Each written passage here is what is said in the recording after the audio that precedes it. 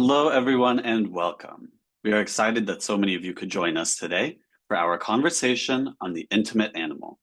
I'm Pele Shalev, the events manager for the Office of Events at the California Institute of Integral Studies, a nonprofit university in San Francisco. We may be joining from different places all over the world, and as a representative of CIIS, I want to start off by expressing our debt and gratitude to the Ramaytush Ohlone, the original peoples and continual caretakers of the San Francisco Peninsula. CIIS campus is located on the traditional unceded lands of the Ramaytush Ohlone, which they call Yalamu. In the Ramaytush Ohlone language, Yalamu identifies both the people and the territory.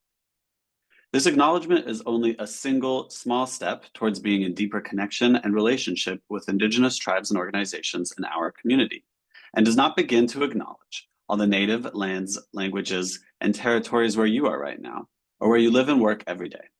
I invite you to take a moment now to acknowledge the land where you reside, and to commit to learn more about the native communities near you, and to support their work. If it feels right for you to share in the chat, please do. We always recommend native-land.ca as a starting resource. Before we begin, I want to go over a few general tips and troubleshooting items. We will have a Q&A after the conversation tonight. Please submit your questions at any time using our anonymous web form, which is linked in the event description below this video. We'll be pulling questions from that form, and we'll try to get to as many as we can. We do have automatically generated captions for this event, which you can toggle on and off using the closed captioning button in YouTube. Chat will be enabled during this event, but please note that it is not being moderated, and our presenters cannot see the chat. Chat is not required to fully experience the event. If you choose to participate in chat, please be respectful and avoid language that could be offensive or insensitive to others. You can turn the chat off at any time, and we encourage you to do so if you find it negatively impacting your experience in any way. If you're having issues with your audio or video, we always suggest that you start by refreshing the page. And then if you still have issues, we suggest that you adjust your video settings within YouTube. I'd like to extend a special thanks to the members of Public Programs. Public Programs membership has never been more valuable, providing a year's worth of conversations for free and every workshop for 20% off. You can find out more on our website or email us at publicprograms@ciis.edu. Now, let me first introduce our presenters, Dr. Justin Garcia and Dr. Christopher Wallen, and then we'll get right to the conversation. Christopher G. Wallen, PsyD, MBA, is Associate Professor and Chair in the Department of Research Psychology at CIIS and a Clinical Research Fellow at the Kinsey Institute. His work bridges psychoanalysis, somatic psychology, and sexuality research with a focus on embodiment, trauma, and the role of pleasure and desire in psychological health. Dr. Walling's scholarship integrates clinical practice, interdisciplinary research, and public scholarship to advance conversations about sexuality, embodiment, and human flourishing. He co-created the exhibition Desire on the Couch, a collaboration between CIIS and the Kinsey Institute's Rebecca Fassman, exploring the history of sexuality and psychoanalysis. Dr. Justin R. Garcia is an evolutionary biologist and international authority on the science of sex and relationships. Since 2019, he has served as the executive director of the world-renowned Kinsey Institute, where he is also a senior scientist.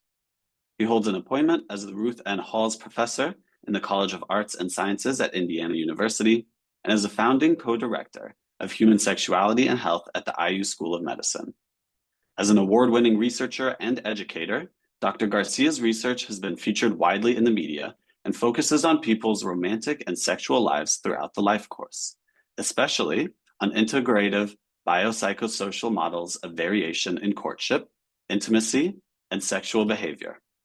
His latest book, The Intimate Animal, explores the science behind why we live for love. And now, let me turn it over to Dr. Justin Garcia and Dr. Christopher Wallen. Thank you so much. Good evening, everyone. Good evening, Justin. How are you? Hi, it's great to be with you. I'm doing well. I'm glad to be here tonight, and thanks for everyone who tuned in. It's always fun to be in conversation with you about anything, but especially about love, sex, intimacy.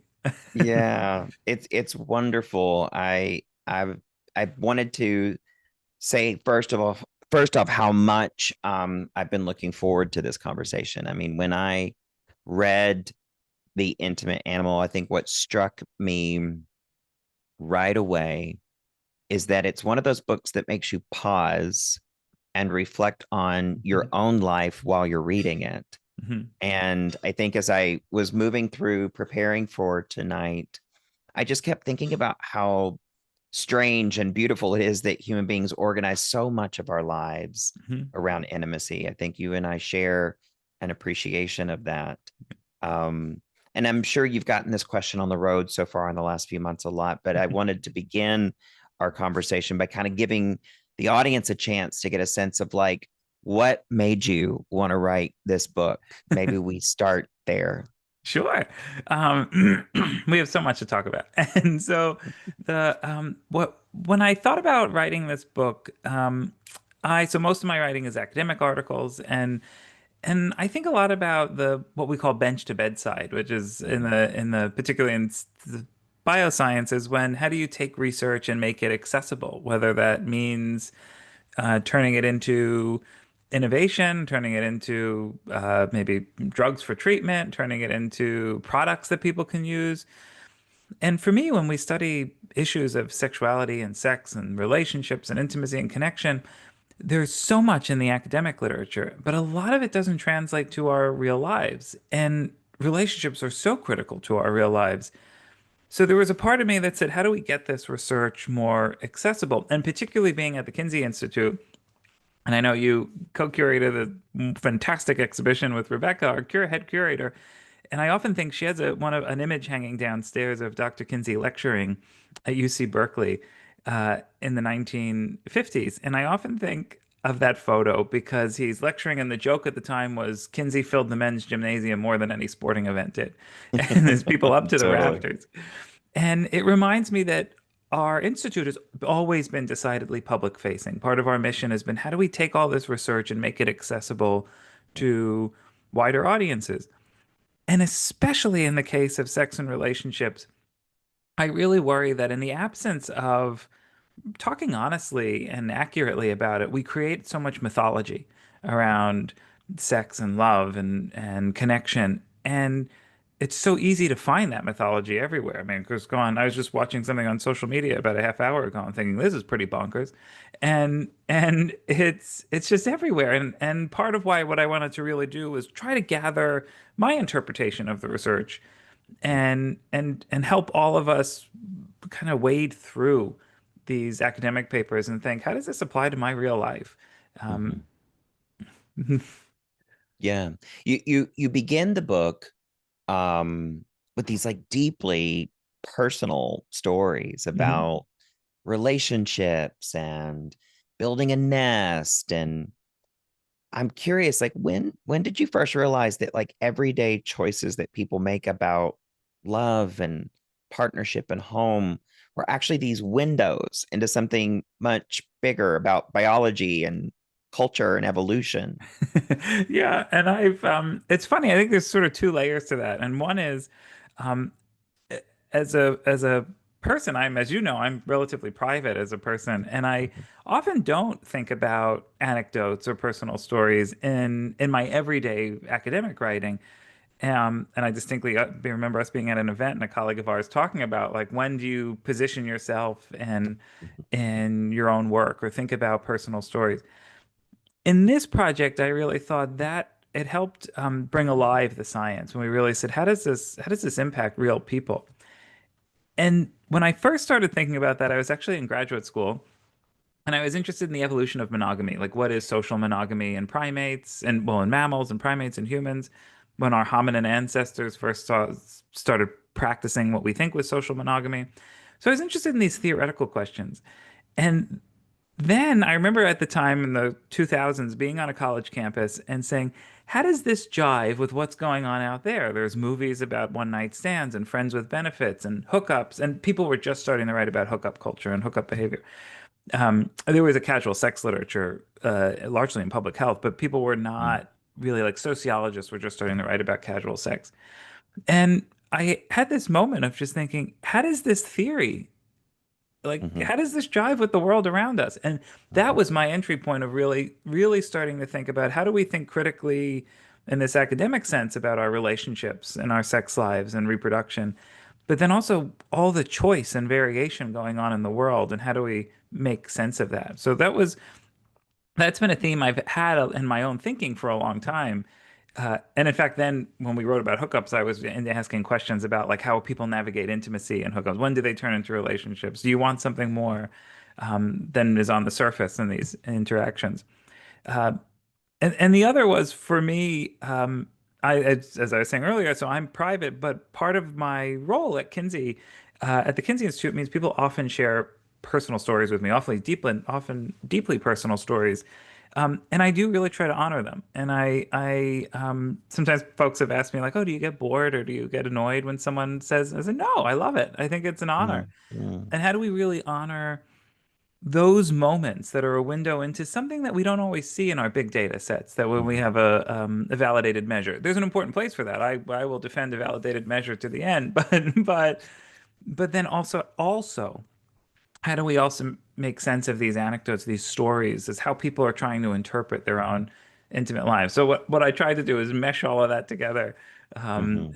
in some ways, to help us think through how do we understand, how do we situate ourselves, all of us, in these larger trends and patterns that we see in the data. Well, speaking of your sort of hookup culture days, let's maybe Mhm. start a little bit from the human search for Mhm. connection.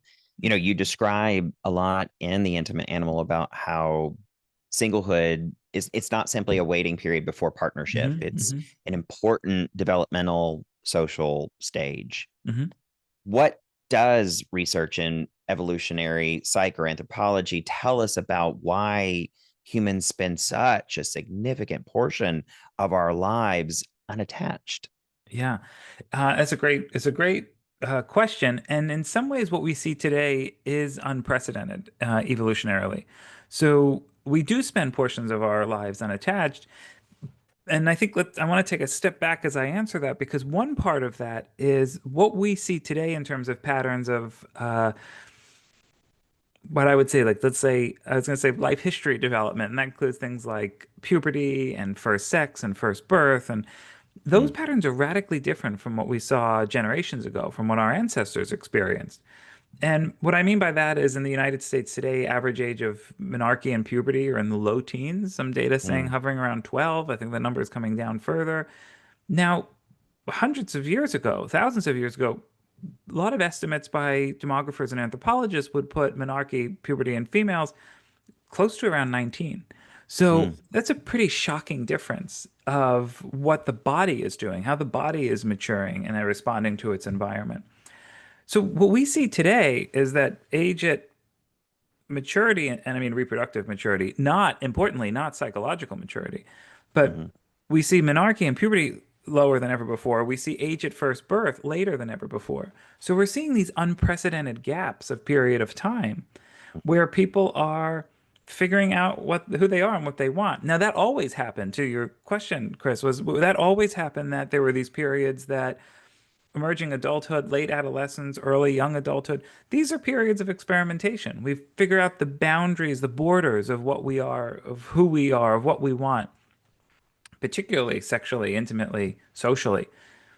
And we often take more risks. It's a period of increased risk taking. It's a period of dispersal from the natal home. But there's so much in our current moment that those demographics look so different, that mhm, we don't live in nuclear families for the most part, most of the westernized world. Certainly there are places in the world people still do, but we see more dispersal from nuclear family. We see a larger period than ever before between maturation and end, if someone even decides to have reproduction. And we also have more freedoms to experiment in those moments. So I still think that's an evolutionary story, just it's a different one. And it's, for me, it's one of how are we adapting to this new landscape? So what's really important for me as an evolutionist is to always remember that rarely, and particularly when it comes to, let's say, I'm going to use the word mating for a moment, but rarely when it comes to mating are we static. Is an adaptation just this is what happens, doesn't matter what's going on in the environment? We're always responding to ecology. That's why we see differences in different cultures and different historical periods. So we have general adaptations, and they respond to ecology. They respond to the physical and the social environment. And our environment now is just so different. In the United States, for instance, we have more single adults than ever before. We have well over 100 million single adults, about 40% of the adult population. People, some of that are people moving in and out of relationships, and some of it are people who are perpetually single, who decide they want to be a solo life. And we're learning more and more that there were a lot of assumptions about people who were solo, about their psychological well-being and their that were probably wrong, and partly because of the methods that researchers were using, and partly Mm. because of our own bias. I remember this one study on what Bella DePaula calls singleism, and she gave people vignettes about people who were partnered who were single, but and have them rate them on different characteristics. And the people who were single, so it was the exact same vignette, but the person was either single or partner, and the people who were single were rated as like more narcissistic, as more selfish, as ugly. Here's the best part of it: there were no pictures. It was just what you were imagining these people to be like. Totally. And so we have all this bias that goes into singlehood. Um, but what we're seeing now, and this is true, it's happening in more and more places. So we're seeing similar issues in China and Japan and the UK and Australia. Many researchers were seeing it as a North American issue, but now we're seeing it globally. There's more and more singles. And I'm cautious to not call it a problem, although many governments are calling it a problem, that there's more and more people that are single because there's concerns about replacement fertility and Sure. marital patterns. And I think there's a false assumption that it solves these loneliness issues, which it doesn't, it being non-single. So I've been really interested in thinking about how, when there's more singles, I think that's what opens up some of our understanding, like hookup culture. I think that was possible as a Hmm. particular moment, and the moment we're still sort of in, because there were more singles. Because if we went back a few centuries, were people having casual sex? They were, but most of them had a spouse back home when they were having casual sex. The idea that you're single and not attached and having casual sex, that is a new evolutionary story for me. Hmm. Hmm. I mean, that brings me to my next question, because nowadays in my own clinical practice, I hear from so many patients their ambivalence about modern Mhm. dating. Mhm. And it does indeed seem to be the case, to your point around how the ecology of singlehood has changed, that so much of our lives, if we are single as human beings, Mhm. is determined by apps and algorithms Mhm. that kind of are interfacing these very old mating instincts. Mhm. Do you, I know you've collaborated with Match.com, and Mhm. that's a part of like your research profile. And so I don't want to get you in trouble here, but No, do no. you think these technologies amplify our evolutionary psychology? Are they hindrances? I mean, Mhm. they're certainly reshaping, to your point, the ways that we interact, but is it helping or hurting us? Yeah, and I think both is the challenging answer to that. And there's evidence that it's both, and in different ways. And I'll start optimistic. You know me, I'm always optimistic at first, and then and then I spiral. But I'll start optimistic. And I think that the apps, one thing I try to really keep in mind are the apps are a really extraordinary opportunity that they present for anyone who's dating, Mhm. whether you're, and never before did we have the opportunity that we could download an app, often multiple. The average dater is on 3 apps at a time because they have different flavors and uh, different ways of connecting. You can find someone with the same hobbies, with the same kinks, with the same allergies, with the same in the same region, in ways that are so evolutionarily unique for us to be able to do, but it just opens up such extraordinary opportunity. We know that that's especially true in certain places where I think we take for granted. I'm a New Yorker, and you're a West Coaster. We could take for granted that if you're LGBTQ, you can go into a bar and meet someone. There are many places in this country, and indeed many places in the world, that is just not safe if you're queer. Mhm. And in fact, what we see in our data are that people who are LGBTQ use the apps at a slightly higher rate, and part of that, it seems like it's about safety, that you have more control. We also recently had some multinational data, and women in countries that were characterized by less gender egalitarianism felt safer using apps than meeting someone in person at a bar or a club. Wow. So I think there's a lot of positive with this technology and opportunity that it brings. And the bottom line is that it's the most common way people are meeting. Over 40, around close to 40% of people, depending on if you say internet broadly, if you focus just on apps and websites, a little bit smaller. But it's the apps and websites are the most common way that singles are meeting a date, meeting their most recent date, more than friends or a bar or club or church, or school. And that I think is interesting. So it also is, so we could debate whether they're good or bad, but the reality is it's the most common way singles are meeting. And then there's this opportunity. Okay, now I'll start to spiral. But then there's the problems. Right? Then there are the very real problems. Uh-huh. We've published some studies, for instance, on sexual harassment on the apps, which remains like unsolicited genital images. Was our technical term, but things like dick pics getting sent. That continues to be an issue. Some apps have tried to address it legislatively, like creating either on the app you have a penalty if you do it, or it's an actual sexual harassment crime. Mm. And that's not what people think when they're doing it in our studies. So particularly straight men and gay men thought it was playful. And heterosexual women were reporting like, no, I find it gross and offensive. So it's what we call a sexual misperception bias. And so there's the issues of harassment, but then there's the issue, and I think this is what you're getting at now. The big issue is it's too much data. I frankly think the issue is we have too much data for the human brain and not the right kind of data. So for millions of years, we evolved invoking all the bodily senses in courtship. You could hear someone's voice, you could see their body language, you knew their social network, you could smell them, you could feel them, you could taste them. You invoke these senses. But that's all information for the brain that we're making decisions about and assessing people on. Now we're looking at a picture or a small bit of a profile and making an assessment. So one, it's new territory. Again, is that good or bad? That's an open question, but it's new territory. The problem is that it's so much data. What the brain says is, well, I can swipe 2,000 more people before dinner tonight. So I can look at your profile and we're quick to discount. So two things are happening simultaneously. One is we're aspirationally dating. The average person looks for someone who has a 25% higher mate value than them. There's a study out of University of Michigan by Elizabeth Bruch that we tend to like punch above our weight, as it were. And maybe we should. It's mating. They're important decisions.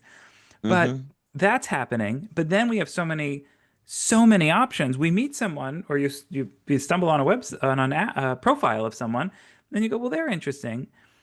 But we look for reasons to discount. We say they're interesting, but they made a grammatical mistake in the third paragraph. And I really need someone who's can speak and write properly. Now, on the surface, the idea that you see one mistake of where a comma is, and you say no to that person as a date, that's kind of like that's crazy on the surface. But it's not when you have a sense of an unlimited resource, because our brain is doing the same thing we would do if we were foraging, and you're looking for berries. And if you're hungry, you eat the berries.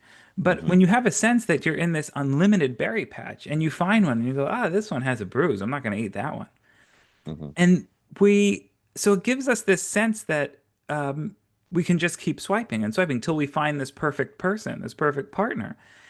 And what happens is we don't really focus on the people that we meet. You could have a profile of someone who you could have a great relationship or a connection with, but we're quick to discount because we're just saying, well, I'm sure there's something better in that berry patch. And that is, I think, a huge problem that no one's quite figured out. I don't think the apps have figured it out. I don't think the millions of singles or people in relationships or have open relationships, or millions of people who are looking for partners have figured out how to grab biology by the horns and say, like, this part doesn't work for me.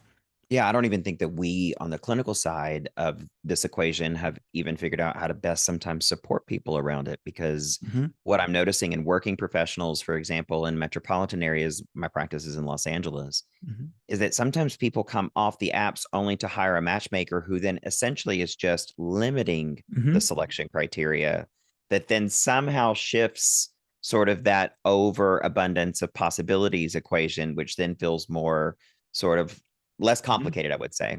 Yeah. And matchmaking's on the rise, I think, for that. And I think it's is. exactly for that reason. It is.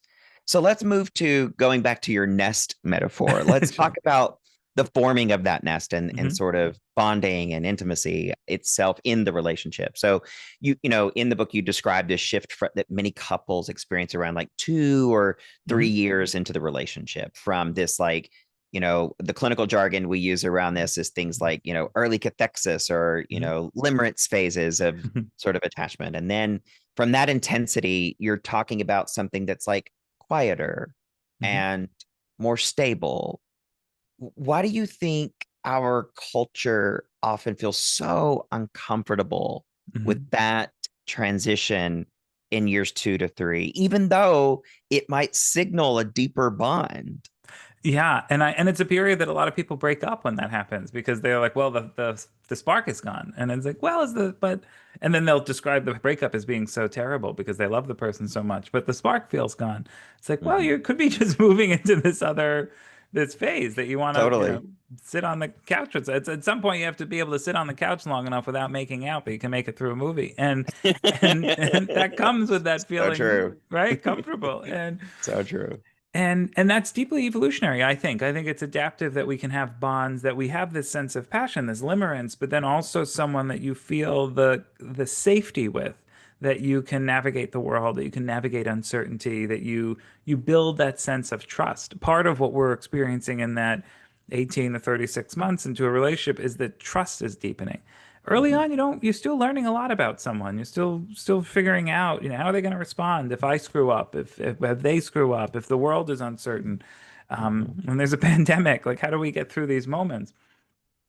And uh, I think you're right that people really struggle with it. One, it's you start relating in a deeper way, emotionally deeper way that can be a challenge, and can be difficult and feel unusual. Um, but then I think the part that a lot of people are uncomfortable about is that as that early passion starts to fade, typically, most people, it starts to fade. You then, if you want to keep that, we have to cultivate it in different ways. And we have to, that I think it's a case where you really have to water and fertilize the garden if you want everything to keep blooming. Mhm. And that's the part that I think, for so many of us early in a relationship, it just is so natural. You see the person, you're excited, you want to physically touch each other, you have high levels of arousal, sexual frequency is higher, and that starts to change over time, and we Mhm. feel like there's a problem. And then the idea that we have to put effort in, it's like, oh, well, is there something wrong with my relationship? I have to put effort in.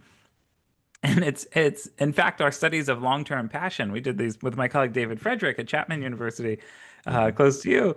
We did these studies on what keeps passion alive, and we looked at heterosexual couples, gay men and lesbian women couples, and what we found were a couple of consistent things, and a lot of it was around communication. There were also particular behaviors like kissing and oral sex. But the thing that I love the most in the data was that it was really about intention. So things like lighting candles and mood setting and music. It Mm. wasn't the particular smell of the candle or the particular type of music. I mean, maybe that's a different research question. But what we were really finding was it was about the intention of saying, we're both home. We're gonna focus on us and our relationship tonight. Mhm. And that's the part that really kept that fire burning long term. But it takes effort, and it can feel like, well, if I have to put effort in all of a sudden, there must be something wrong. And I don't think there is. It's actually, I think, a sign that a relationship is deepening when you start to feel that transition. Mhm. I think that's probably the biggest myth busting element that I see clinically is, Mhm. to your point, folks do show up for couples therapy at years 2 and 3 and in that range going, are we broken?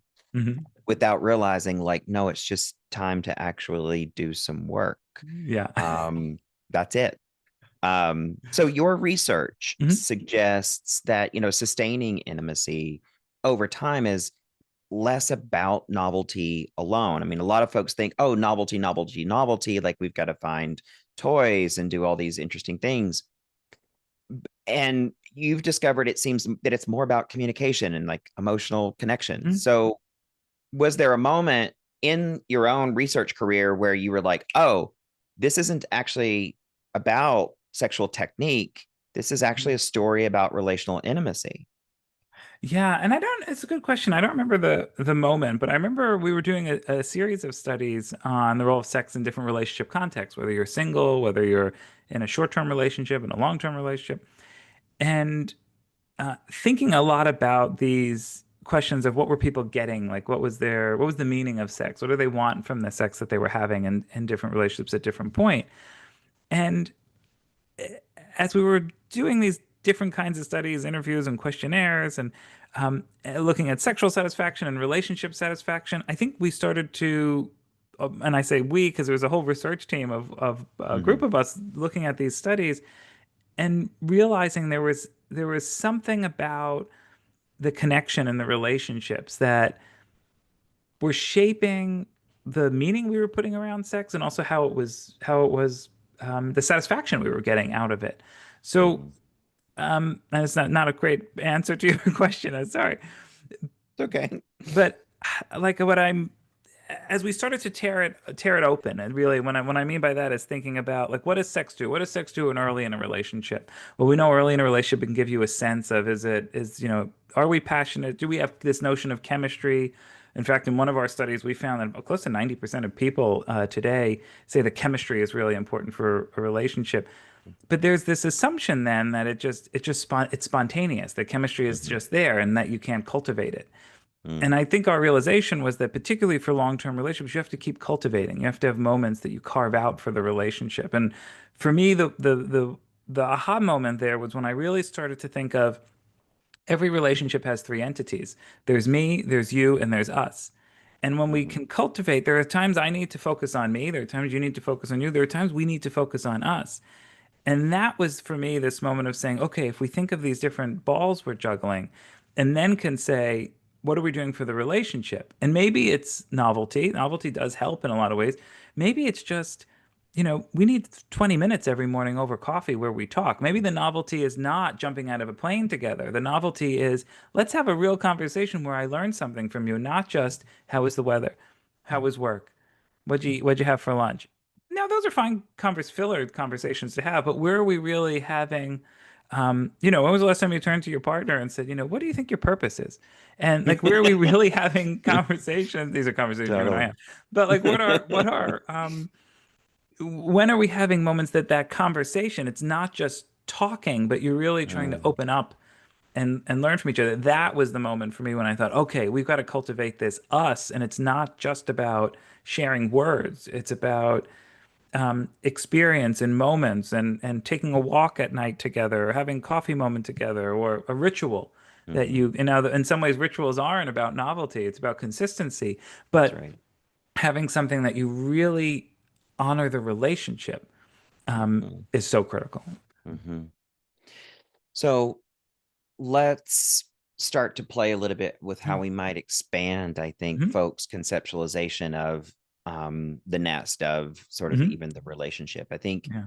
you argued that the nuclear family is not the timeless norm that a lot of people have assumed that it is. Hmm. And I'm curious to hear about like maybe what surprised you most when you began to see Hmm. just how adaptable human affiliative structures can be and how adaptable and morphogenic they've been like across Hmm. history and culture. Like maybe you could share a bit about that myth of the nuclear family. Yeah, and I think there is, and there's so much that we think about when we think of families, and I think actually why the notion of chosen families that we see a lot of, particularly in LGBTQ communities, or and broadly in other communities, but is a really powerful because I actually think it's insight into something that deeply explains human behavior and has for millions of years. And part of it is that our ancestors grew up, and when I say our ancestors, I mean over millions of years of what we see of human patterns. Our ancestors really had a social living that were characterized by somewhat smaller communities. You often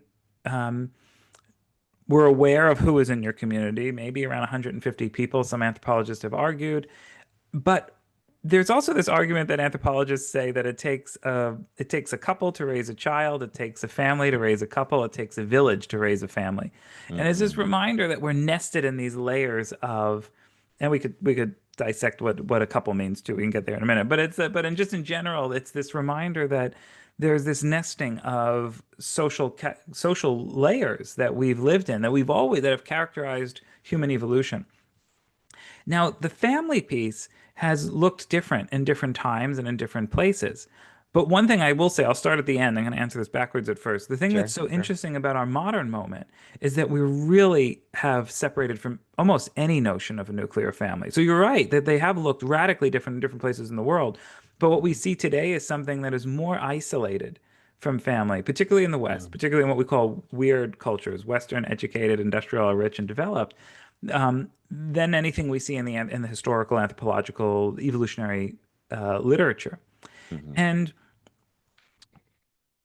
so, okay, so now to get to the first part of your question is that we know that there's cases of what anthropologist Sarah Hrdy calls cooperative breeding. And that's this idea that there were these families, these communities that were involved often in collectively raising young and children, um, collectively engaging in food, whether it was food acquisition.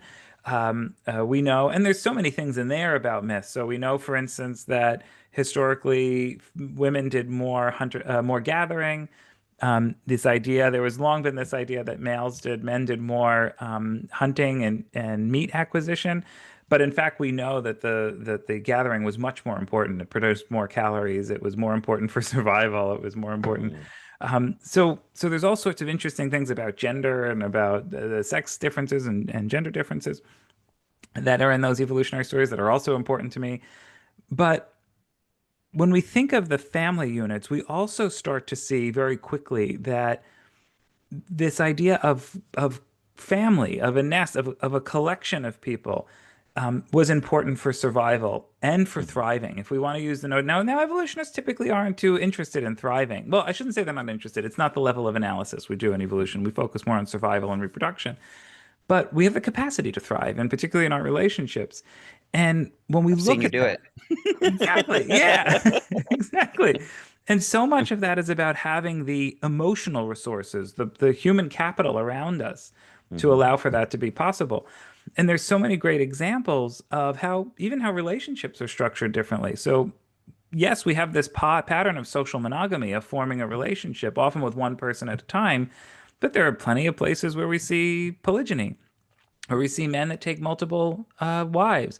We see places where less common, where women take multiple husbands. So traditional women in the highlands of the Himalayas practice what's called fraternal polyandry. They marry brothers. mm, And um, then there's examples of these larger family networks. And an example I love are the Fa'afafine in Samoa. I love this work. My colleague Paul Vasey has done this, and his research team. And where the Fa'afafine is a culturally recognized third gender. It directly translates into in the manner of a woman. So they're natal males. They live life and as feminine. And it turns out these are questions often evolutionists have for decades been asking about variation in sexuality, variation in gender, and is it adaptive or is it just variation? The bread and butter of an evolutionist is variation of trait. It's diversity of trait.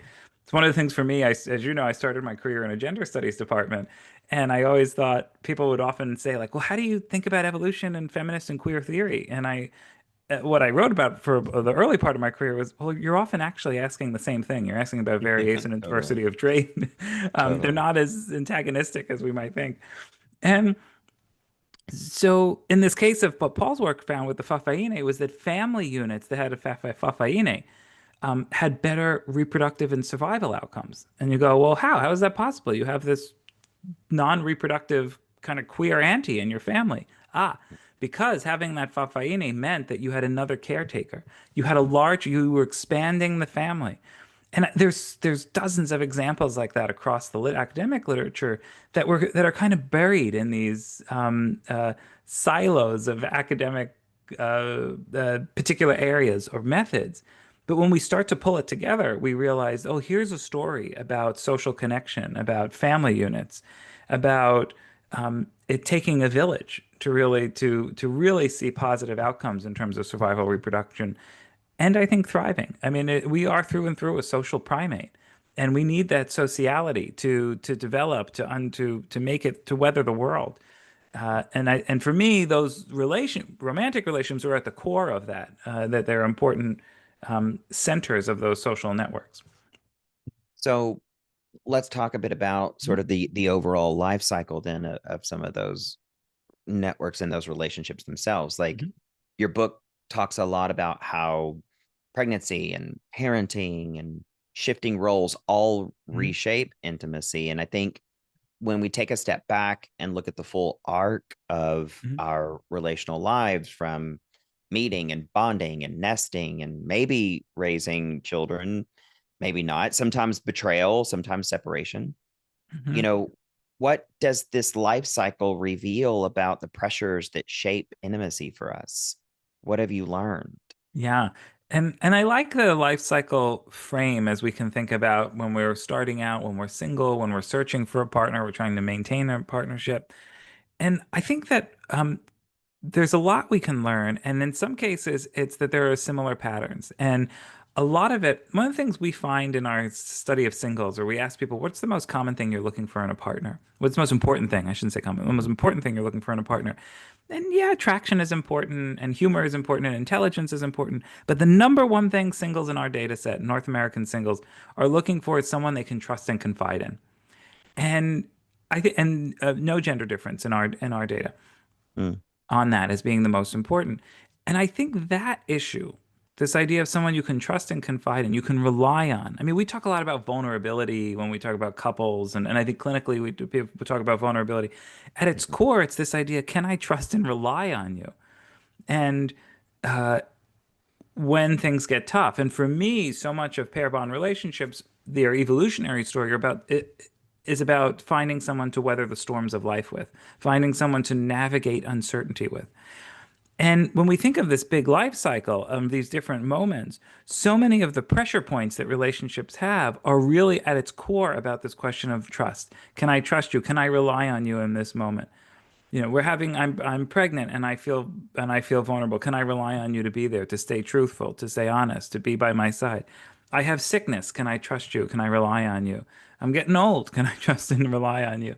mhm, That those become these pressure points, and a lot of it is about, and I think that's what the value of communication is. If we're peel back the layers of that onion, what does talking really do to make you feel to be so powerful in a relationship, to increase passion, to make you feel safer? It's partly about reminding us that, okay, you're still there and I'm still here. We can still trust mhm, each other. We're still here for each other. Um, so that we can see these patterns that exist throughout life in our relationships, whether you're 18 and, falling in love for maybe not the first time, but one of the more profound times, mhm, to being 85 and finding love maybe again at a later point in life where it's different. And maybe we're trying to recapitulate our old experiences, but those similar demands, and two parts of it, I think, thinking of that life cycle. One is this desire, this intimacy instinct, this deep, deep desire that we have for feeling connected to other people, particularly romantically and sexually. And then also this idea that the pressure points on them are the same on those desires. For me, is really powerful. it brings to mind this question, it- I had the privilege of being trained by the late Sue Johnson when she was alive on Mhm. emotionally focused work. And she used to say, it's, do you see me? Um, do I matter if I reach for you? Will you be there? She would attachify a lot of those questions that I think you're Mhm. naming that are really the crux of Mhm. the life cycle. But as ever, what I notice clinically is people come in because things get fragile. Mhm. And some of the most dramatic stories in your book involve jealousy and betrayal and this instinct to like defend the bond. Mhm. Um, why did you decide that it was important to include those intense moments alongside all this science? Yeah, and alongside some real sweet, lovey, There are. yeah, moments. And I think the intensity for me, I've never answered. I've never been asked this. And for me, of course you'll ask me things no one else has asked me, Dr. Walling. And for me, the intensity of those are an important demonstration of what I think, especially as a sexologist, when we think about sexuality, we often think about people do, wild things for sex. They do silly things for sex. They do, but we do much more intense things for love. And and I'm using love in this broad sense, but for deep emotional connection, Mhm. I mean, people, they create art and culture around love. They engage in acts of violence for love. And Mhm. I think that intensity, understanding it's not just trying to find it, all the things we do that can seem wild for establishing it, but also when it's taken away, the extreme pain. In fact, one study of people on fMRI brain scanners going through romantic rejection, when someone's going through a breakup and they tell you it hurts, they're not kidding. Actually, the parts of the brain associated with pain, physical pain, are activated. And uh, I mean, people commit suicide after breakups. Actually, men are more likely, much more likely to commit suicide after a breakup than women. And so when we think in that sense, for me, the intensity is also honoring what people experience in their relationships, that um, the uncertainty, the concern, the pain, the confusion, but also the extreme joy, this seesaw between whether it's limerence or great satisfaction, but also the pain of feeling like you're out of sync with a partner, a romantic partner. It is so intense for people. And in some ways, I think it's Mother Nature's pound of flesh, or that we evolved the ability to form these intense bonds. And when they're challenged, as I say, trouble, but when they're challenged, they that can feel so existential. It can feel so, what's going on? Is the world uh, crashing? And we build so much of our lives often about our relationships. Sometimes it's um, simple things like we have a house together, and someone could say that's not simple, it's really complicated, but in the grand scheme of things that's simple. The emotional connections that come with our relationships, your friends, your family, their family, the homes, property, finances, social life, that when that feels like it's disrupting, it's not just disrupting the love I have for you, you're disrupting a whole world That's right. when there's a challenge in a relationship. And for me, that whole world is part of the adaptive story. That evolution is not about nature and nurture. Evolution's about both. It's about the process by which things transmit culturally, genetically, um, biologically, and in multiple ways. So for me, those intense stories are a window into what people really feel in their Mhm. relationships and experience, and we have to honor those. Mhm. Yeah, and they can be points. I think the reason I'm asking is they can be points of incredible growth for Hmm. some relationships. They don't always mean the end. Yeah. It brings me to the other side of that equation, which is that, Hmm. I clinically work with a lot of folks in the consensual non-monogamy space. And Hmm. so, across cultures, I think you've written that, we as a species, we see enormous variation Hmm. in bonds and sexual exclusivity. And I'm curious, after both writing the book and doing the research you have, do you think humans are fundamentally monogamous? Why? Why not? Yeah, yeah, it's such a great question. And I think when I think of non-monogamy, and whether we say consensual non-monogamy, the term used to, as you know, the term used to be ethical non-monogamy, then consensual non-monogamy. Now some researchers like negotiated non-monogamy because our notions of someone's ethics or consent is kind of challenging. For me, my answer to that complicated and charged question is I think we have a tendency, we have a natural history of forming intense pair bond relationships. And what that means is that we need to rip apart the notion of monogamy and think of two different parts. And this is one of the things I write a lot about in The Intimate Animal is we can think of social monogamy, which is the pair bond relationship. That's the relationship structure. And then we can think of sexual monogamy or fidelity. And if we understand them as different things, like, and actually, when biologists write, if you read an article about animal behavior, they'll say social monogamy and fidelity. They're really talking about two different things. We tend to not talk about it that way in the human sciences or in Mhm. psychotherapy. We often just say monogamy.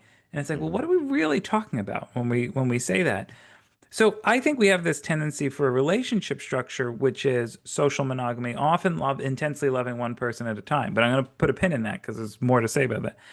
And then there's this question of fidelity. Now, there are some people who, in a relationship, they have a pair bond relationship and they are looking for something. They whether it's novelty or more attention or notions of excitement or just sexual fulfillment. So that's when we see infidelity. And that is for me, that's the betrayal. That's where it's a problem because then you violated that first rule of trusting and someone you can trust and confide in. And then you do damage to the relationship. do to each other and to the relationship. Some people have found this wonderful way of thinking about consensual non-monogamy, and they say, okay, here can we balance it? We can have the pair bond relationships, but then also have that sexual novelty. But even in there, as we know, there's also questions of jealousy and questions of there can be infidelity in non-monogamy because there can be violations, there can still be betrayal. And then there are the people like those ones that we studied that were married for 30 years and still had high degrees of passion. And they say we have a pair bond relationship and I'm going to take my desire for that novelty, I'm going to pull it into my relationship. And we're going to have our coffee dates every morning. We're going to, kiss every night. We're going to take vacations. We're going to read books to each other. We're going to do things that make us feel stimulated in the long. We're going to have conversation and light those candles. Those are the things that are in the long term. So I think that we see these different outcomes. Now, the question of non-monogamy, I think that's so interesting is people can structure their relationships in different ways. What some of the evidence suggests is that of people, we found about 1 in 5 single Americans have at some point tried consensual non-monogamy. Much lower rate are currently in a non-monogamous relationship, according to much of the data. But that doesn't say, to me, that doesn't say whether it's good or worse or better or worse. In fact, a wonderful new study by Joel Anderson just found that rates of satisfaction are exactly the same in socially monogamous and non-monogamous relationships. There's a big meta-analysis looking across a bunch of studies. What I think is so important about that is that cuts both ways. It's not that suddenly, if you're non-monogamous, you've found some way to solve the challenges of relationships and you're more satisfied. No, the data doesn't say that. It also doesn't say that if you are in a monogamous relationship, you found the evolutionary secret to our ancestors and suddenly you have satisfaction. No, every relationship structure has its own challenges, particularly around what you were asking me earlier around issues of jealousy, which are what we would call mate guarding in the biosciences, of questions of betrayal, of questions of passion maintaining, particularly in the long run, whether you have one partner or multiple.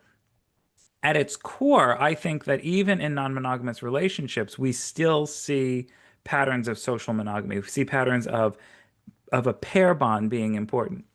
The challenge to that, though, is polyamory. Polyamory with this idea that you have plural love.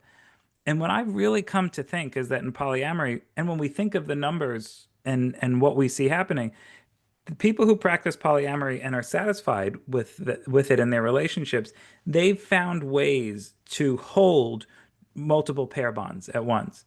So the idea that most people have only one pair bond at a time, that isn't a rule, that isn't a biological destiny. It's just the pattern that we tend to see in most of the anthropological, cross-cultural, historical record.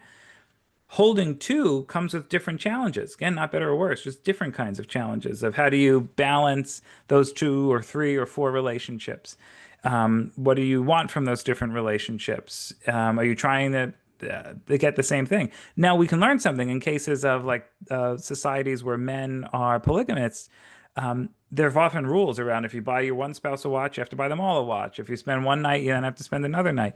Now that's really trying to navigate jealousy and connection and still fertilize those relationships. So my view is not that, what we naturally are. Is it possible to have multiple relationships? Of course it's possible. We look around. There's people who are polyamorous, there are people who have open relationships, there are people who have thruples, and they're happy and they're thriving. They come with different challenges. At its core, the part for me that's universal is having those deep connections. Typically, limerence, we typically have one at a time. But again, we started talking about, that doesn't stay forever. And it's why even in consensual non-monogamy communities, people will talk about new relationship energy. And that could be a distraction from longer term bonds. But all the other stuff we can maintain, it just takes different effort. Yeah, I think this is a common critique I'm seeing a lot in my own field, particularly in psychoanalysis, is there's this invitation in a lot of our theorizing, both in the clinical psychologies and in psychoanalysis itself, that says like we might need new geometries in our theory making, that pair bonds exclusive to the pair aren't quite the same as a matrix of interdependent relationships. And so we might need to reimagine some of our theories. We've got just a couple of minutes, and then I know we're going to open it up for questions. I wanted to ask one quick one before we pivot to the audience. And it's about love after loss. I think one of the most remarkable features of human attachment is our ability to love again after heartbreak. And I'm just curious if you could speak to maybe what you have found in the science of bonding that suggests about our capacity to form new nests Hmm. after an old one collapses. Yeah. And this was one of my in some ways favorite chapters to write, and in some ways because I was doing the life cycle, it was also towards the end of the book. Totally. And uh, the our capacity to love again, and this is also from studies from animal studies, so studies of prairie voles, which our colleague Sue Carter has worked on, and Will Kenkel and Alison Perkabile and others. We see that. So I'm going to start with animals, then move to humans. And prairie voles that we know form socially monogamous pair bonds. And have been studied for their looking at particularly oxytocin and vasopressin and the physiology that underlies the pair bonding behavior. I mean, we sometimes take for granted that we have the capacity to pair bond. Only 3 to 5% of mammals do this, 15% of primates. The very idea that we can fall deeply in love, that we have the architecture in our brain to do that, that most people do, and there are some people who are totally aromantic, but that most people do, is really a powerful insight into human evolution and into our species and into our social structures. So we know that in voles that they can repair bond if something happens to a partner. They can also divorce. In the animal literature, we'll talk about divorce Mm. sometimes, that you can break a pair bond. And there's some things, like one of the stories I love are gibbons. And I remember being in Thailand, in the rainforest in Thailand, with our colleague Amanda Gesselman, a psychologist, like social psychologist, and one of my closest collaborators. And we went looking for these socially monogamous gibbons. And it was so funny because we were there and the tour guide said, "Oh, you're American. You must be here for the elephants." And then they were like, "No, oh, you're the ones that want." The other guide was like, "No, they're the ones that are here for gibbons." And so we trek into this Khao Yai National Forest. And what's interesting about gibbons is they form these socially monogamous pair bonds. They're the only other ape that does. They're a lesser ape, not a great ape. But when they develop a particular chorus when they have a pair bond, they develop their own kind of love song. Okay, I know I'm anthropomorphizing, but I'm gonna just lean into it for a minute. So they they engage, have their own love song, and then if the pair breaks for any number of reasons, typically it's because an eagle depredates one and or they fall out of a tree. And if they pair bond again, they don't sing the exact same tune with another because they develop a melody with each other.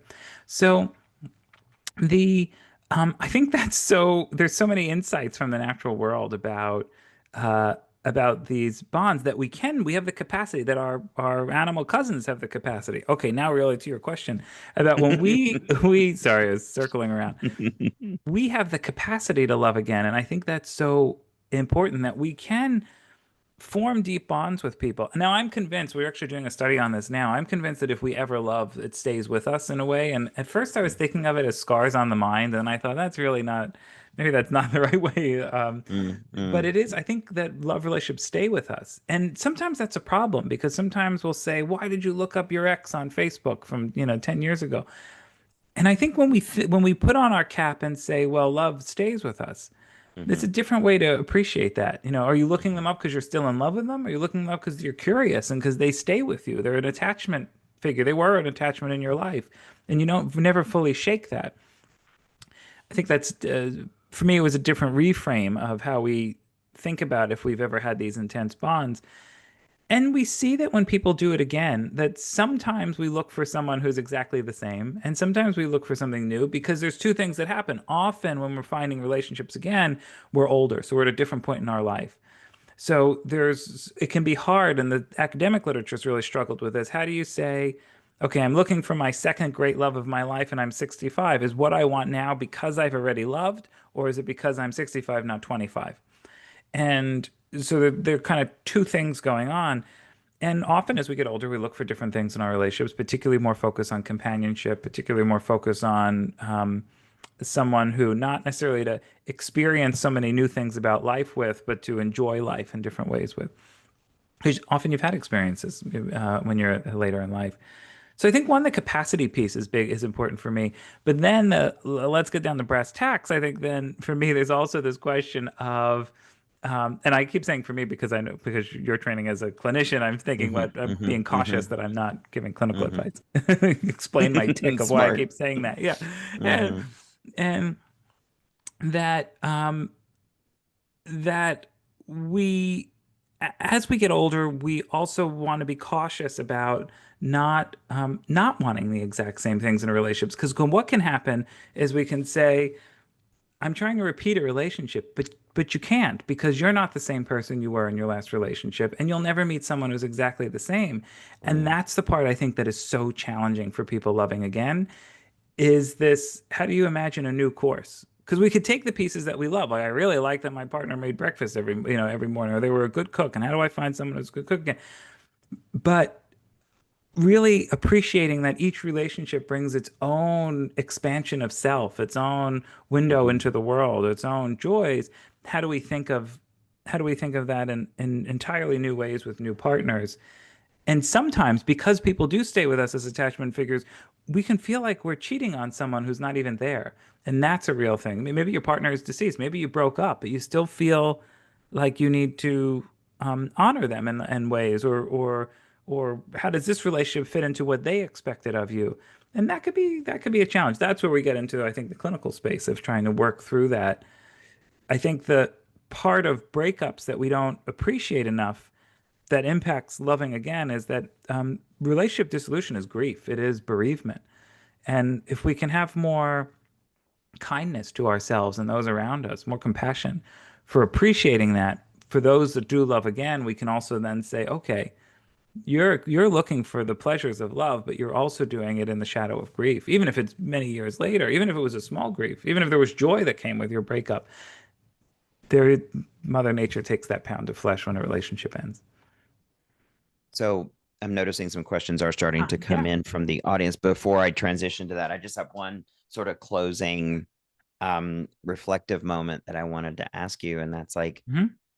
after spending all these years studying love and desire and relationships and human intimacy, like what has changed most in how you understand relationships? Not just as a scientist, maybe. Yeah. Like, here's where your own subjectivity matters. The analyst says to you, like, Yeah. but as a human, like, Mhm.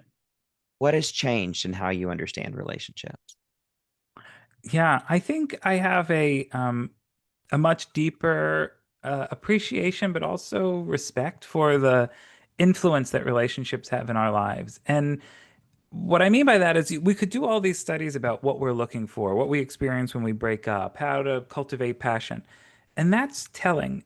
But I think the part that um, only came together when I was writing The Intimate Animal and I was thinking of all these stories of talking to people were okay, but then also I picked up and moved across the world for love. I changed my Mhm. career for love. I followed a spouse for love. I made risky decisions for love. I have an incurable disease um, that love saved me or love made it worse, right? And I think that there's so many more dimensions that there's so much we take for granted. I remember recently talking to someone who worked with domestic violence survivors, and they were talking about this common educational program that says, well, love is a verb. You have to act love. Now, I like that. That's true in some sense, but also it's not really accurate in another sense. That yes, it is a verb, it's an action, but you can also love someone and treat them terribly and abuse them, and you can be loved by someone who abuses you. And and what I mean by that is we're not talking about love in that sense as an action, but as a neuropsychological state. And that is also a part for me of really kind of taking the blinders off to see the power of relationships that we often don't talk to people, for instance, survivors of sexual violence, and say, we often think we want to say, okay, you need to recognize that partner was bad. But we don't often say, we need to recognize that you, in fact, were deeply in love with someone who treated you awfully. And and one could argue that maybe that's not a good therapeutic technique, but for me it's recognizing what happens, all of the ups and downs, the good and the Mm. bad, the satisfaction and the pain that comes with this exploration and hearing people's real stories. So and honoring that and trying to make sense of all that noise. And including in my own life. When I first started writing the book, I was single, I was on the apps, I was dating, and I mention in the book about when I met my now wife, Michelle, and like that experience of and for me that experience as I'm writing a book, like as I'm writing about what we know about early dating, and then like okay, I got to plan our third date, it was a little bit surreal, but it was made it fun. So the first question from our audience is about tech. You mentioned that apps are perceived as safer by some populations, and Mhm. they're noting that another influence from the tech world is that many people are turning to AI for Mhm. romantic or intimate relationships, Yes. which also might be seen, this person is saying, as safer. Mhm. Um, what do you think the impact of this trend is on human to human relationships? They're asking. Yeah, I this is a great question, and I think there's still a lot we have to find. We have some data from our Singles in America study, so we survey about 5,000 U.S. singles every year, and we ask them about different things about dating and singlehood and relationships. We found that about, I think, forget if it's 24 or 26% of singles across the whole sample had used AI in some aspect of their dating life. And that included choosing the best photos, what is an initial message prompt. But then when we looked at Gen Z, it was close to half, close to 50% were using AI in their dating life. So there's a huge generational effect happening. And that young people are ushering in totally new norms. Now, those are people using AI in dating app technologies. It's different from this question of like a chat bot, boyfriend, girlfriend, companion, um, which we're also seeing a rise of. My views on this are similar to dating app technologies. I think that for some people, it's incredibly helpful. Particularly, there's some evidence that if people who are neurodivergent or if people who Mm, have a lot of fear around dating, that it could be quite helpful. That you can feel connected. We do. The reality is we do have this problem of this loneliness epidemic. So how are some of these technologies helping people connect or get over the fear or the anxiety around connecting? I think that can be helpful. Um, One way I've thought about it, and you might want to beat me up over framing it, which I will take, Chris. I'll think of it this way, but I've thought of them as sort of like training wheels that we can use these technologies to practice, and we could say, okay, help me. Like, I want to. Is this picture really good? Is this a good prompt? But if we keep those training wheels on, if we keep using it for all the interactions, that's where it starts to do harm. Because then, and it does harm in two ways. One is we don't necessarily feel that we're having a genuine interaction. That, if I'm just using my bot and you're using your bot and we're sending bot chosen photos and prompts back and forth, is there a genuine connection? And at its core, what we want is a genuine connection. Part of what we want in relationships are, yes, I want to be seen and heard and understood and witnessed. I want to be loved, but I also want to know, hey, am I making your life better? Am I doing something for you? I made breakfast in the morning for my partner and I, and part of that is like I want to help her get started on her day and do something good. If I don't feel it's genuine, or if I'm talking to a bot, do I really think I'm making that bot's life better? So there's another part of our desires and relationships that I think are not fulfilled. But the big uh, shocking piece that we found in our data, high numbers of people are saying, I'm using it to pick a photo or first prompt. I don't want you using it too much because so much of courtship is about genuine connection and about that trust. So we see at pretty high levels, people have this sort of built-in double standard. Well, I'm using it, but you don't use it too much because if you use it too much, then we're not having a real connection. And I think that's where we're going to mm, quickly start to run into problems where, mm. and what I mean by problems are people, it has the potential to undermine these initial interactions because what is genuine in that context? What allows you insight into whether you can trust someone in that context? So I think that's where there's a lot of opportunity for people to practice and feel comfortable, but also a lot of opportunity to undermine the power. And I mean power both psychologically, socially, and in terms of psychological and physical health of real connection. Another participant's asking, are we developing technologies from a psychological, immature worldview that overemphasizes speed and novelty and consumption over depth and presence and curiosity and creativity and effort? Mm. There certainly is a lot of evidence that we are focused on optimizing and including in the technologies around love, sex, dating, maintaining intimacy, even the ones that are, there's all these apps about how couples communicate or around our sex lives, whether we're talking about a kind of kink BDSM sex life or we're talking about um, quote unquote vanilla sex lives.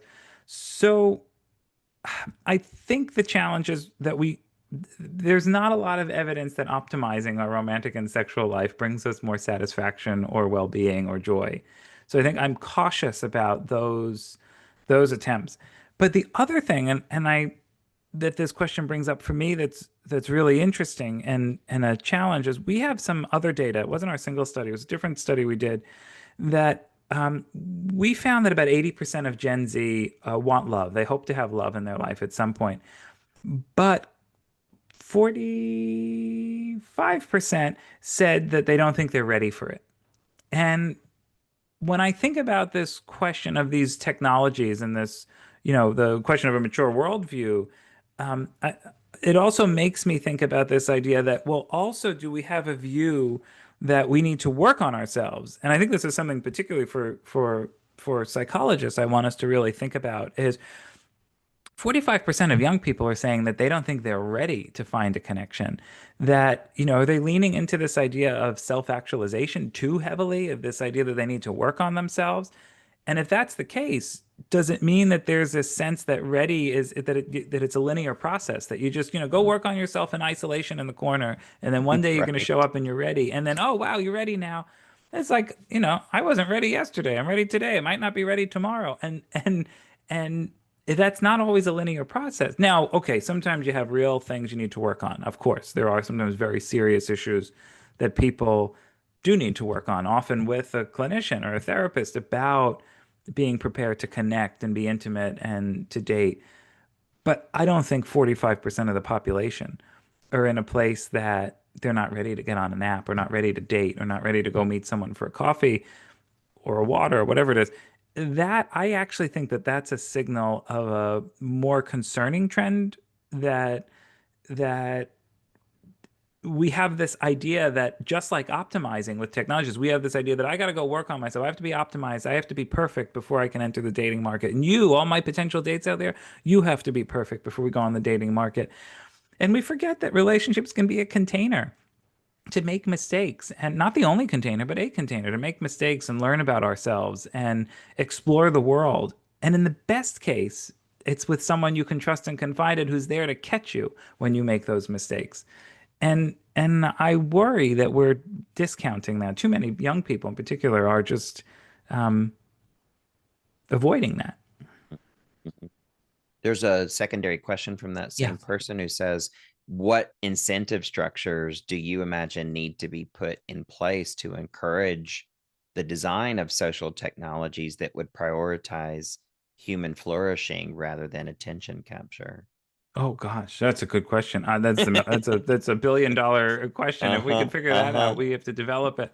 I don't know. I mean, there's increasingly now these technologies where you can also they have this sort of haptic, so you could imagine that you're engaging with someone, but then let's say you're wearing a vest that hugs you as you're so it's such a difficult question to answer because some of the quote unquote social technologies different from social engagement, social media. So I don't mean app and connection, Mhm. but things that are related to our physiology, to our bodies, to our there's so much happening in that space around social technologies, some of which I think are going to be real challenges for social connections. But where are the ones that can help us flourish? I think they're going to be ones that really tap into genuine human connection. And I do think that as we're using particularly AI, we can use them as tools, but when we start using them to replace social connection, it's not it's not clear to me that that's leading us towards a path towards well-being or flourishing. Um, Mhm. and in the current moment, I think we are on a trajectory of using them as replacement for thinking, replacement for connection, replacement for conversation instead of tools to get that better. So I wish I had a good answer to that. And if someone does, let's develop that technology. I would encourage that person to Mhm. apply to my department. That sounds like a Yeah. dissertation I'd be willing to chair. Yeah. Um, There is this meme. so Have you seen this meme of some of the sort of major voices in tech? It's fake. It's AI generated. Of like there's Bezos and there's Musk and there's this video, this AI video, and they say, well, at some point the machines needed more a source of energy, and people weren't doing anything anymore, so they started cycling to generate energy to power the machines because by cycling we suddenly had purpose again. And I watched it like 5 times because it was so ridiculous, but I also thought, oh my gosh, is this our future? Is this where we're going? And I'm a little dramatic about it, but I think there is a world that is where we're headed. If we don't do what this person's asking in their question is figure out ways to really lean into human flourishing. Yeah, yeah. Another question states, over time, the purpose of sex and intimacy has broadened to center pleasure, perhaps over reproduction even. Mhm. How do the needs for security and longevity then factor in? Does longevity equate to security? Mm. Hmm. Um, I love this question, and it also brings up that another piece that we sometimes take for granted in the West, that we do have sex for pleasure, and that it has a capacity for pleasure, and that this actually varies a lot culturally. I think that there is sometimes a thought that historically sex was about reproduction, in other cultures sex was about reproduction. There's a lot of variation. And in the book, I talk a bit about these examples of these Central African foraging groups, the Aka and the Ngunda, and this wonderful anthropological work by Barry and Bonnie Hewlett. And they use this example of saying, well, in the Aka, people will have sex 3 times in a night, and then they take 4 nights off, and then they have 3 nights sex 3 times in a night, and it's ritualized, and it's for the purposes of reproduction. But it's still pleasurable. They still say it's more pleasurable than daytime work, but it's work, it's reproductive work. In this one case, this man says, "Well, my wife can't have kids anymore, so we don't have sex, and I have sex with my new wife, but my first wife is the one I'm deeply bonded to. She's the one I talk to, I get advice from." And I think that is insight into some of these patterns when we think that there are places and times where sex is so tightly tied to reproduction, but it doesn't necessarily mean that there's not also elements of pleasure and that there's not also elements of how the relationship contexts are playing out, about connection, about intimacy, about trust, that are also there. Okay, now that's one piece of it for me, but to think about for the question we're also asking here, in our context, particularly in the United States, a lot of sex is for pleasure. Mhm. And we're so released from the idea of sex as reproduction, whether that's sex work, whether that's hookups, whether that's sex later in life. In fact, our studies on sex and aging is when after women go through menopause, sexual satisfaction actually upticks a little bit, and orgasm rates also uptick a little bit after. So I think this idea that evolution made sex just about reproduction. I think the other way we think about this is that evolution gave us this intimacy instinct, gave us this desire like to couch our sex lives in relationship structures. And then that gives us this insight why we can have satisfaction still pretty high after our reproductive years, why we still engage in sex in our 70s and 80s and 90s, some people. So, um, I probably haven't really answered this question. The part of when we think about how we can separate that, I think it comes with opportunities for us to think about the meaning of sex. Mm, There were this mm, famous study by Buss and Meston that there's well over 200 reasons why people have sex last time they had sex. So the hard way of answering this is I think there's not a universal reason people have sex, and it's not just for pleasure.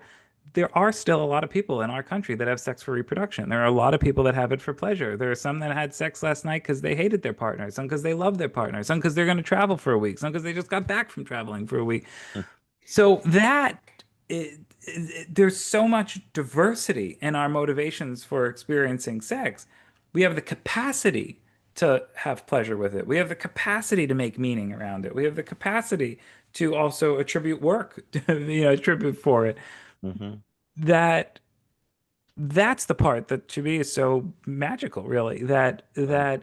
there's that diversity in what we want. So there isn't a simple I hope the person who answers doesn't feel like I'm not answering it, but there's really not a simple answer to that because it depends on what our entry point is. And what we find is that there's a lot of entry points that people have for the role that sex has in their relationships and over time.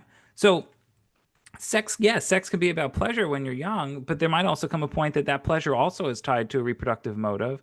And then there can come a time that those adaptations that were partly associated with reproduction, but were released to experience the pleasure and the joy that, sex when you're 70, is that about pleasure? Is it about connection? Is it about Mm, mm, exercise? It could be about all of them. So there's so much that goes on. And in fact, in individual people, not just across the life course of what happens with a long-term relationship and does its meaning sure. change.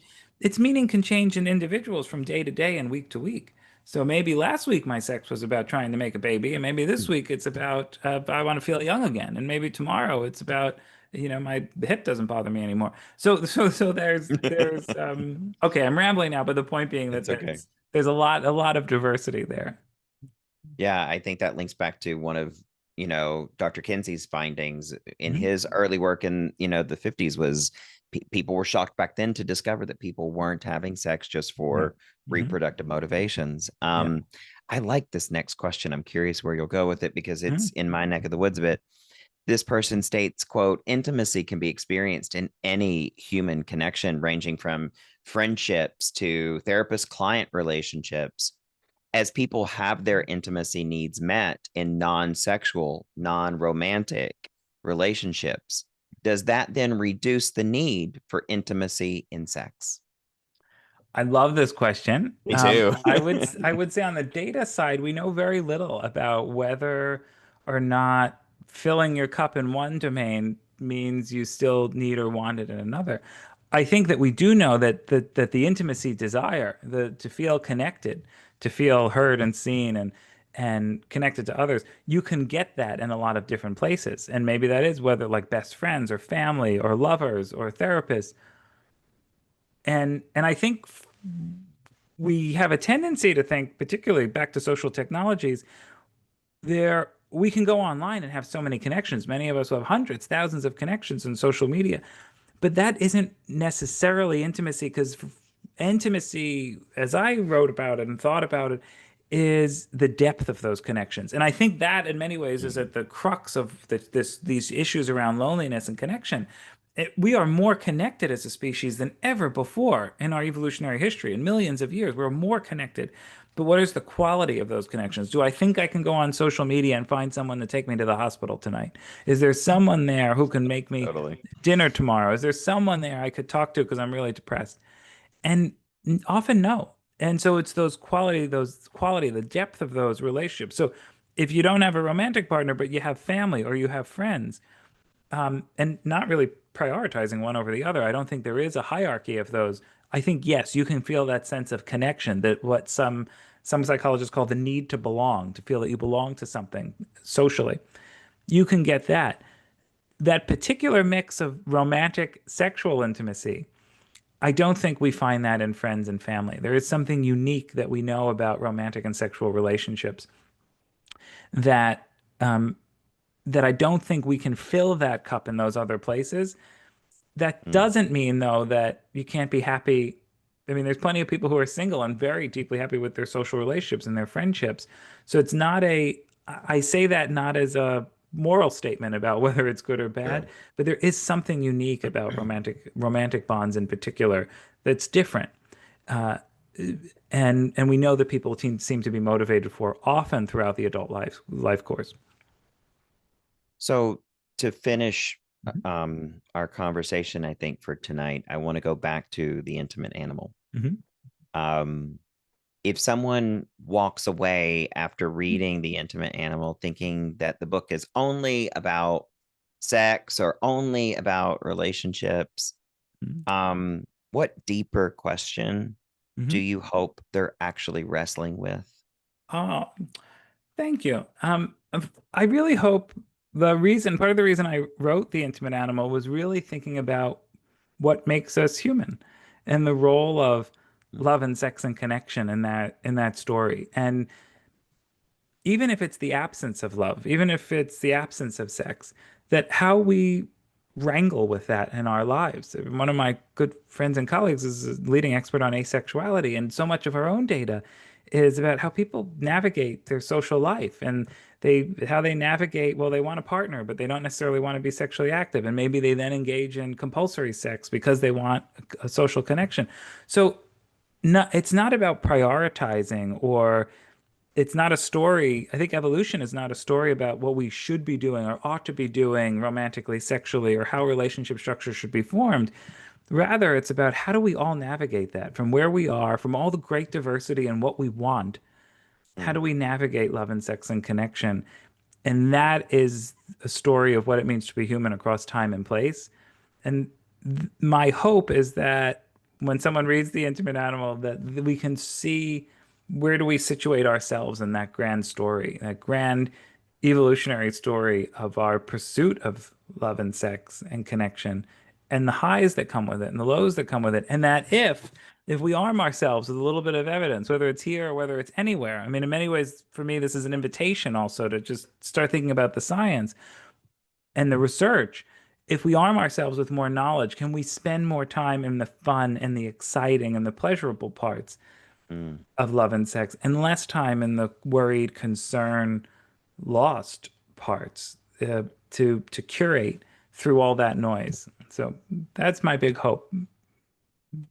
Well, on behalf of all of us at the California Institute of Integral Studies, I want to thank you Thank for spending you. time with us tonight and for sharing. And if you don't have a copy of The Intimate Animal, I highly recommend that you go out there and get it. And thanks again, Dr. Garcia. Thank you. Thanks so much for having me. Thanks everyone for I can't wait to see you all in person, hopefully not too long. Thanks for accommodating our Zoom tonight. And thank you, Dr. Walling. This has been so fun as always. Thank you.